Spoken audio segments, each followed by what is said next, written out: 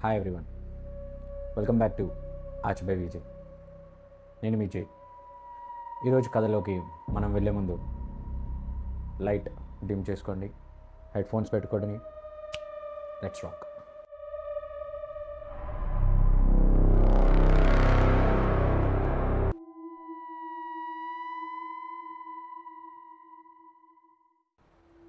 రెండు 21 ఏళ్ల ఎలిసా ల్యామ్ వ్యాంకోవర్లో జన్మించింది. ఆమె యుఎస్ మొత్తం చాలామంది స్టూడెంట్స్ కలలు కనే జీవితాన్ని గడుపుతుంది. ఆమె ఒక ఇమిగ్రెంట్ ఫ్యామిలీకి చెందిన అమ్మాయి. వాళ్ళ ఫ్యామిలీ ఒక చిన్న రెస్టారెంట్ బిజినెస్ని నడుపుతూ ఉండేవాళ్ళు. వాళ్ళ ఫ్రెండ్స్ చెప్పడం ఏంటంటే ఆమె చాలా ఇంటెలిజెంట్, క్రియేటివ్ పర్సన్ అని కూడా చెప్పేవాళ్ళు. ఆమెకు రైటింగ్ అన్నా, ఫ్యాషన్ అన్నా, ఫోటోగ్రఫీ అన్నా ఆమెకు చాలా ఇష్టం. అయితే 2013లో ఆమె ఒక సోలో ట్రిప్ వేయాలని చెప్పి అనుకుంటుంది. వెస్ట్ కోస్ట్ యుఎస్ స్టేట్స్ అన్నీ చూసుకుంటూ తిరిగి కెనడా వచ్చేద్దామని తన ప్లాన్. అయితే అక్కడికి వెళ్ళి ప్రతిసారి ఏమేం జరుగుతుందో, ప్రతిరోజు ఎలా గడుపుతుందో, వాళ్ళ ఫ్యామిలీకి రోజు వీడియో కాల్ కానీ ఎలాగోలా కాంటాక్ట్ చేసి ఆ రోజు ఏం చేస్తుందో, ఏం జరుగుతుందో మొత్తం కాంటాక్ట్లోనే ఉంది ప్రతి ఒక్క రోజు. 26 జనవరి 2013లో ఆమె లాస్ ఏంజలస్ చేరుకుంది. లాస్ ఏంజలస్ డౌన్ టౌన్లో సిసిల్ హోటల్ అని చెప్పి ఒక హోటల్ ఉంటుంది. అందులో ఆమె చెక్ ఇన్ అయింది. మొదట ఎలిసా ల్యామ్ చాలా నార్మల్ టూరిస్ట్గా అక్కడికి వెళ్ళి చుట్టుపక్కల ఉన్న ప్రదేశాలు చూడటం, నియర్ బై షాప్స్కి వెళ్ళడం అంత కామన్గానే ఉంది. అండ్ ఆల్సో అక్కడ ఒక షాప్ కీపర్ తన గురించి ఏం చెప్పాడంటే ఆమె మంచిగా మాట్లాడేది, ఫ్రెండ్లీగా ఉండేది, వాళ్ళ ఫ్యామిలీ కోసం గిఫ్ట్స్ కూడా కొంది అని కూడా చెప్పాడు. ఎలిసా ల్యామ్ సెసిల్ హోటల్లో చెక్ ఇన్ అయినప్పుడు ఒక షేడ్ రూమ్ తీసుకుంది. అయితే ఆ షేడ్ గెస్ట్ ఎవరైతే ఉన్నారో ఆమె బిహేవియర్లో కొంచెం చేంజెస్ ఉందని, కొంచెం అబ్నార్మల్గా ఉందని చెప్పి హోటల్ మేనేజ్మెంట్కి కంప్లైంట్ చేస్తారు. ఇది విన్న హోటల్ మేనేజ్మెంట్ వాళ్ళు కొన్ని రోజుల తర్వాత వాళ్ళు ఏం చేస్తారంటే ఆమెని షేడ్ రూమ్ నుంచి ప్రైవేట్ రూమ్కి షిఫ్ట్ చేస్తారు. ప్రైవేట్ రూమ్కి షిఫ్ట్ చేసిన తర్వాత ఆమె కొన్ని రోజులు ఉంటుంది. నెక్స్ట్ డెస్టినేషన్కి ఆమె బ్యాక్ ప్యాక్ చేసుకొని January 31, 2013 ఆమెను చివరిగా అందరూ చూసిన రోజు.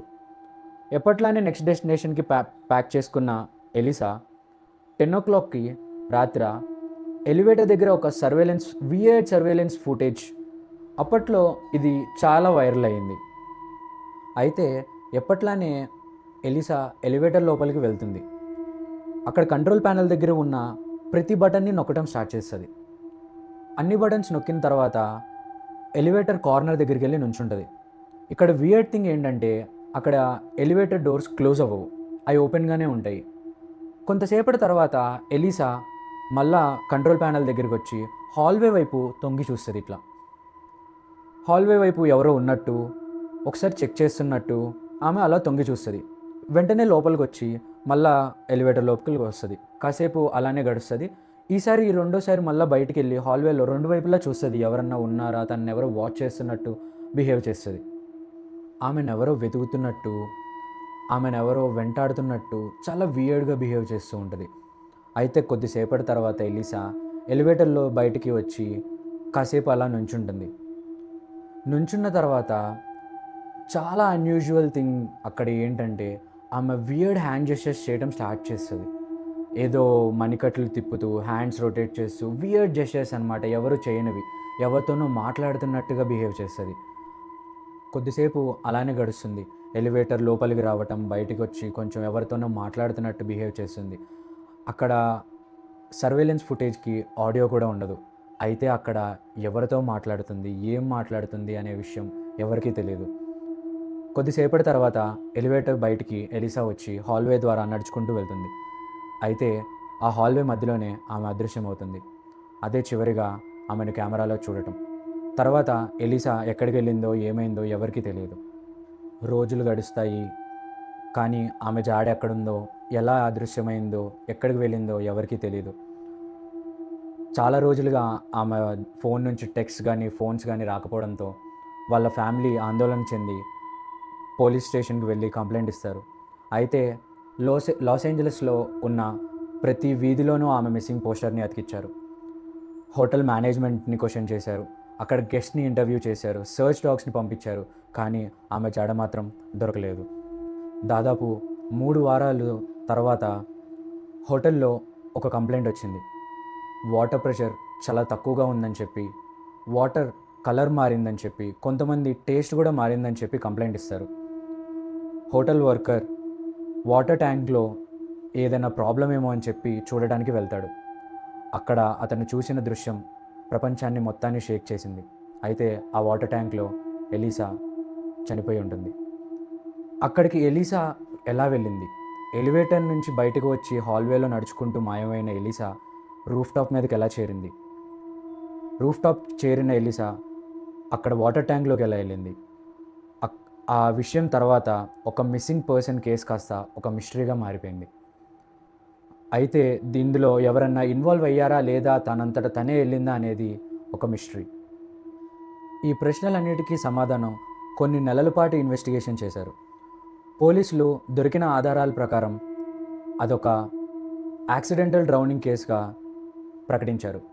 అయితే ఆ సిసిల్ హోటల్కి అప్పటికే చాలా ట్రాజెడీ అండ్ బ్యాడ్ రెప్యుటేషన్ ఉంది. ఎందుకంటే అప్పటికి ఆ హోటల్లో చాలామంది క్రిమినల్స్, ఇంకా చాలా ట్రాజెడీస్, అన్యాచురల్ డెత్స్, పారానార్మల్ యాక్టివిటీస్, ఇంకా చాలా స్టోరీస్, ఇంకా రూమర్స్ ఉన్నాయి ఆ హోటల్ మీద.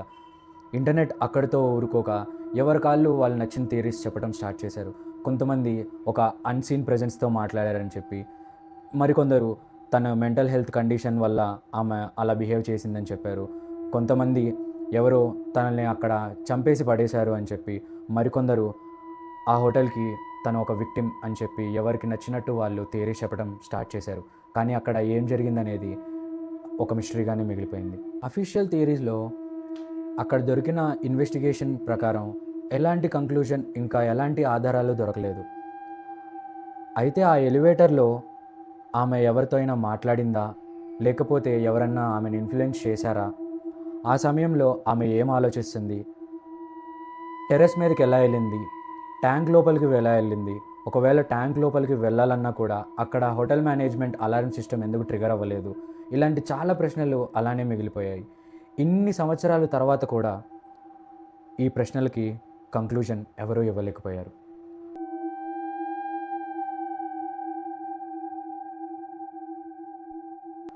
38 ఏళ్ల మైకేల్ పకార్డ్ అనే ఒక వ్యక్తి ప్రపంచంలోనే అదృష్టవంతుడా లేదా దురదృష్టవంతుడా మీరే చెప్పాలి. కొంతమంది అదృష్టంతో పుడతారు, మరికొందరు దురదృష్టంతో పుడతారు. అయితే మైకేల్ పకార్డ్ వీటన్నిటికన్నా ప్రపంచంలోనే అత్యంత అదృష్టమైన వ్యక్తిగా నేను భావిస్తాను. అందరూ భావిస్తారు. ఈ వీడియో ఎండ్ అయ్యేపాటికి మీరు కూడా భావిస్తారు. అయితే 38 ఏళ్ల మైకేల్ 50 లక్షల మందిలో ఒక్కళ్ళు మాత్రమే బతకగలిగే ఒక విమాన ప్రమాదం నుంచి బయటపడతాడు. కోస్టారికాలో ఒక విమానం క్రాష్ అవ్వడంతో చాలామంది ప్యాసింజర్స్ అక్కడ చనిపోతారు. అయితే ఆ దట్టమైన అడవిలో 48 గంటల పాటు అక్కడే ఉండి మైకేల్ సర్వైవ్ అవుతాడు. డాక్టర్స్ ఏం చెప్తారంటే ఇంకొక రాత్రి కనుక అక్కడ మైకేల్ ఉండుంటే కనుక చనిపోయేవాడు అని చెప్పి డాక్టర్స్ చెప్తారు. మైకేల్ ఒక ప్రొఫెషనల్ డైవర్. 20 ఇయర్స్గా చాలా డైవింగ్ చేస్తూ ఉంటాడు. అయితే క్రాష్ అయిన కొన్ని సంవత్సరాల తర్వాత గ్రేట్ వైట్ షార్క్ అటాక్ నుంచి కూడా తప్పించుకుంటాడు. షార్క్స్లో అత్యంత ప్రమాదకరమైన షార్క్స్ ఇవి. వాటి నుంచి తప్పించుకోవడమే కాదు, చుట్టుపక్కల ఎలాంటి ల్యాండ్ లేని ప్రదేశంలో తేలుతూ కొద్ది గంటలు అలానే ఉండిపోతాడు. అక్కడ సేవియర్స్ లేదా లైఫ్ గార్డ్స్ ఎవరైతే తనని చూస్తారో అతన్ని అక్కడి నుంచి బయటికి తీసుకొచ్చి కాపాడతారు. తర్వాత ఇంకొక డైవ్లో 60 మీటర్స్ లోపలికి వెళ్ళి అదృశ్యమైన ఒక డెడ్ బాడీని కనుగొంటాడు. ఇంత విచిత్రమైన మనిషిని మనం ఎప్పుడూ చూసుండం. ఇక్కడితో తన విచిత్రాలు ముగిసిపోయాయి అనుకుంటే మీ భ్రమ. 2021 జూన్ తన జీవితంలో అత్యంత weird thing and unusual thing జరిగింది. ఇది కొన్ని లక్షల కోట్ల మందిలో ఒకరికి మాత్రమే సాధ్యమని చెప్పి చాలామంది చెప్పారు. జూన్ 11, 2021 మసాచ్యుసెట్స్ తీరంలో కేప్ కాడ్ అనే ఒక సముద్రంలో 6 గంటలకి మైకేల్ మరియు తన మిత్రుడైన జోసయ్యాతో అక్కడ లాబ్స్టర్స్ పట్టడానికి వెళ్తాడు. జనరల్గా ఎవరైనా సరే లాబ్స్టర్స్ కానీ ఫిషెస్ని కానీ అక్కడ ఎలాంటి సముద్ర జీవాలనైనా వలలు వేసి వాటిని పట్టుకుంటారు. కానీ మైకేల్ మాత్రం చాలా ట్రెడిషనల్ మెథడ్ వాడతాడు. ఆ ట్రెడిషనల్ మెథడ్ ఏంటంటే నీళ్ళ లోపల అడుగు భాగానికి వెళ్ళి చేత్తో పట్టుకొని బయటికి తీసుకురావడం. అయితే లాబ్స్టర్స్ పట్టడానికి వెళ్ళిన మైకేల్ కొద్ది సమయానికి ఒక 100 పౌండ్ల లాబ్స్టర్స్ని బోట్లోకి తీసుకొచ్చి పెడతాడు. మైకేల్ డైవ్ చేస్తూ ఉంటాడు.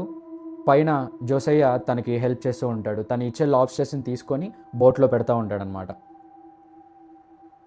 జోసయ్య చూస్తుండగానే మైకేల్ తన ఆక్సిజన్ రెగ్యులేటర్ని నోట్లో పెట్టుకొని గుడ్ టు గో అని చెప్పి సైన్ చేసి మళ్ళా నీటిలోకి వెళ్తాడు. 60 అడుగులు లోతు లోపలికి వెళ్ళి లాబ్స్టర్స్ని తీసుకురావాల్సిన మైకేల్ 45 అడుగులకి మాయమవుతాడు. జోసయ్య బోట్లో ఉండగా అక్కడ ఒక పెద్ద స్ప్లాష్ వస్తుంది. ఎక్కడైతే మైకేల్ నీటి లోపలికి మునిగాడో అక్కడ చాలా పెద్ద స్ప్లాష్ వస్తుంది అనమాట. వాటర్ అంతా స్పిల్ అయిపోయి బోట్ మీదకి వస్తాయి. మైకేల్కి అక్కడ ఏం జరుగుతుందో అర్థం కాక ఒకసారి తొంగి చూస్తాడు. కానీ అక్కడ మైకేల్ మాత్రం కనపడ్డు. అక్కడ ఏం జరుగుతుందో జోసయ్యకు అర్థం కాలేదు. కానీ బోట్ కింద కరెక్ట్గా తను ఎటైతే వంగి చూశాడో అక్కడ ఒక పెద్ద ఆకారం కనబడుతుంది. అది షార్క్ అని చెప్పి అనుకుంటాడు. సముద్రంలోకి వెళ్ళిన మైకేల్కి వెనక నుంచి ఏదో ఒక ట్రక్ గుద్దినట్టుగా అనిపిస్తుంది. గుద్దిన ఎమ్మటే మొత్తం క్షణంలో మొత్తం పిచ్ డార్క్ అయిపోతుంది. ఆ చీకట్లో ఆ తాకిడికి తన ఆక్సిజన్ రెగ్యులేటర్ నోట్లో ఏదైతే ఉందో అది ఊడి పడిపోతుంది. ఆక్సిజన్ కోసం తప్పిస్తాడు. ఆ కన్ఫ్యూజన్లో ఎక్కడికి వెళ్ళింది ఏంటి అని చెప్పు వెతుకుతూ ఉంటాడు. అయితే వెతుకుతున్న సమయంలో అదొక తను ట్రాప్ అయింది ఒక బాక్స్ లాగా అతనికి అనిపిస్తుంది. అయితే ఆ బాక్స్ లేదా తను పట్టుకుంటున్న వాల్స్ ఏదైతే ఉన్నాయో అవి కాంక్రీట్ కాదు, లేదా బ్రిక్ కాదు, లేకపోతే అవి ఎలాంటి గోడల్లా అనిపించలేదు. పట్టుకున్నప్పుడు కొంచెం సాఫ్ట్గా, మరి అవి కొంచెం కదులుతూ అనిపించాయి అన్నమాట. ఆ సమయంలో అతను ఇరుక్కున్న ప్లేస్లో వాటర్ అటు ఇటు ఊగుతూ ఉంటాయి. తనకు ఆ సమయంలో ఆక్సిజన్ పైప్ కోసం చాలా వెతుకుతూ ఉంటాడు, కానీ దొరకదు. అదొక ఎయిర్ పాకెట్ లాగా అనిపిస్తుంది. పూర్తిగా నీరు ఉండదు, అలా అని చెప్పి పూర్తిగా ఆక్సిజన్ కూడా అందదు. ఆ సమయంలో అతనికి ఏమనిపించిద్దంటే ఏదైనా పెద్ద షార్క్ నన్ను తినేసిందా లేదా మింగేసిందా అని చెప్పి అనుకుంటాడు. ఆ టైంలో అతనికి ఆ ఆక్సిజన్ పైప్ దొరుకుతుంది. వెంటనే అది పెట్టుకొని ఊపిరి గట్టిగా పీల్చుకొని ఒకసారి ఏదైతే షార్క్ తను మింగేసింది అనుకున్నాడో పళ్ళు కోసం వెతుకుతూ ఉంటాడు. కానీ ఎటు పట్టుకున్నా సరే చాలా మెత్తటిగా ఇంకా స్పాంజ్ లాగా ఉన్న వాల్స్ మాత్రమే తగులుతూ ఉంటాయి. తన కాళ్ళలో ఇమ్మెన్స్ ప్రెషర్, చాలా ప్రెషర్ ఉన్నట్టు తను ఫీల్ అవుతాడనమాట. అయితే కొద్దిసేపటి తర్వాత తనకి వెలుతురు కనబడుతుంది. మృత్యు నుంచి బయటపడ్డాను హమ్మయ్య అనుకుంటాడు. మైకేల్ బయటకు వచ్చిన ఆ క్షణంలో తను చూడగానే అక్కడ ఉన్నది షార్క్ కాదు, 60 అడుగుల పొడవు, 70,000 కిలోల బరువు కలిగిన ఒక వేల్, హంప్ బ్యాక్ వేల్. అది చాలా పెద్దది అండ్ మోర్ ఓవర్ అది చాలా చిన్న చిన్న చేపలనే తింటుంది. అయితే చిన్న చిన్న చేపల్ని తినే ఆ సమయంలో మైకేల్ కూడా తన నోట్లోకి వెళ్ళిపోతాడు. ఆ హంబ్యాక్ వేల్ అదేదో వస్తువు అనుకొని తన నోరుని ఇలా ఇలా ఊపడంతో ఫస్ట్ ఏదైతే జోసయ్య బోట్ పై నుంచి చూసిన వాటర్ స్ప్లాష్ ఉందో అది దీనివల్లే కలుగుతుంది. అయితే బయటకు వచ్చిన కొద్ది క్షణాలు మైకేల్ తన ఫ్యామిలీ గురించి, తన పిల్లల గురించి ఆలోచిస్తాడు. ఇది లక్షల కోట్ల మందిలో కేవలం ఒకరు మాత్రమే సాధ్యం. అది మైకేల్కి మాత్రమే. ఆ తిమింగలం అటు ఇటు బలంగా ఊపిన తర్వాత వచ్చిన స్ప్లాష్ మైకేల్ గమనిస్తాడు. తర్వాత ఒక వస్తువుని మింగేసిన వేల్ ఏదైతే అనుకుంటుందో ఎమ్మటే మైకేల్ని బయటికి ఊసేస్తుంది. జనరల్గా వేల్స్ లోపలికి ఏదైనా ఆహారం తీసుకుంటే ఇట్లా క్లోజర్ వల్ల లోపల ప్రెషర్ ఏర్పడుతుంది. ఆ ప్రెషరే మైకేల్ కాళ్ళలో ఫీల్ అయ్యాడు. మొత్తానికి ఎలాగో అలాగా పైనకి ఈదుకుంటూ వస్తాడు. జోసయ్యకి మొత్తం చెప్తాడు. జోసయ్యకి ఏం మాట్లాడాలో అర్థం కాదు. అతనికి ఏంటి, మనకే అర్థం కాదు. హాస్పిటల్కి వెళ్ళిన కొద్ది సమయం తర్వాత అక్కడ ఉన్న జనాలందరికీ అక్కడ జరిగిందంతా మైకేల్ చెప్తాడు. విచిత్రం ఏంటంటే చాలా చిన్నపాటి గాయాలు మాత్రమే తగులుతాయి. బాడీలో ఎలాంటి ఫ్రాక్చర్ ఉండదు. జస్ట్ కాలు మాత్రం కొంచెం బెనికినట్టుగా ఉంటుంది. అయితే ఒకసారి కాదు, 2 సార్లు కాదు, తను 3 సార్లు చావుని గెలుస్తాడు. మీరే చెప్పండి, ఇలాంటి వ్యక్తి ఎంతమంది ఉంటారు ప్రపంచం మొత్తంలో?